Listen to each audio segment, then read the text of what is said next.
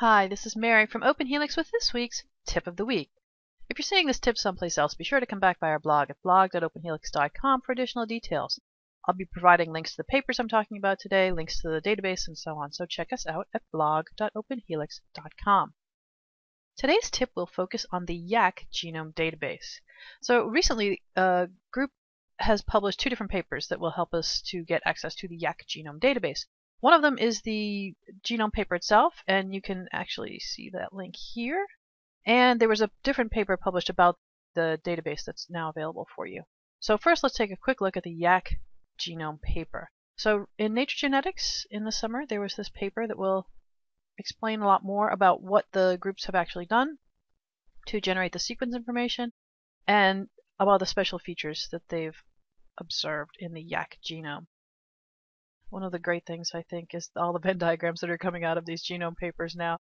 I just wish that this had been done like that banana genome one. They could have done it right with the yak face. Wouldn't that have been cool? Anyway, so the Yak genome sequencing paper came out, and in addition to that, the group has generated a genome browser that lets you get access to the Yak genome data in a couple of different ways. So I'll be focusing on that really more specifically today, the Yak Genome Database.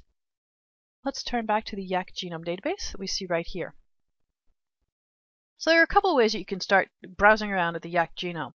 And one of those ways is with the search mechanism that's right here. So if you click search, you'll get this very simple interface that will let you look for ensemble IDs, keywords, certain types of identifiers and gene symbols and so on.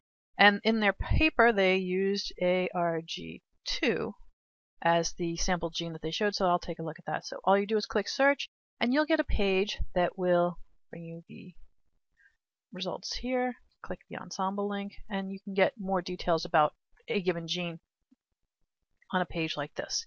So this is a pretty informative page. You can link to gbrowse. We'll go to gbrowse separately though, but you could go there right from these gene detail pages. You can learn more about the gene ontology terms, of course.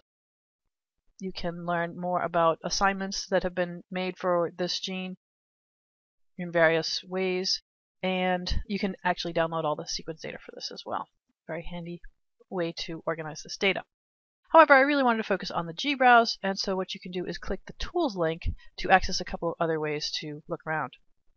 One of them is you can do a blast search. So if you've got a sequence, you want to find your genes that are related to your gene of interest, you can do that. Here though, let's focus on the gbrowse. I wanted to show you what their installation of gbrowse looks like. So it's a typical gbrowse installation, and what you'll find is that you have a genomic region. The scaffold is shown here. The region that will be focused on in the details section is highlighted. And in their paper, they also picked a gene that I'm looking at here, which is GPR125. Here we go. You can see here that there's not only genes, predicted genes here, non-coding RNAs, repeats, variations.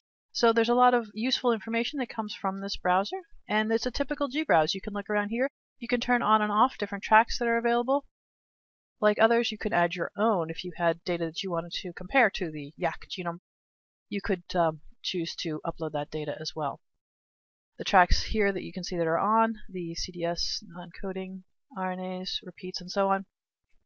And the browser right at the top here will let you have access, interactive access to that. Now if you click on this gene, this highlighted gene that was the one that I was focusing on because it was the one in there figured, you can go right back to the gene details pages like we saw before, and that will again give you all kinds of information about that and quick ways to download that sequence data as well. Let me just go back to the tools for a minute. There's a couple of other things. There's an installation of Primer 3, which is handy. And there's also a Synteny browser. If you're interested in the comparative genomics there, that might be helpful for you as well. I encourage you to take a look at the Yak Genome Database if you're interested in learning more about this species. It's a gbrowse, like we're seeing many of these species genome papers offer us lately, and so learning how to use gbrowse is really probably a good idea. Check it out, the Yak Genome Database. Thanks for your time.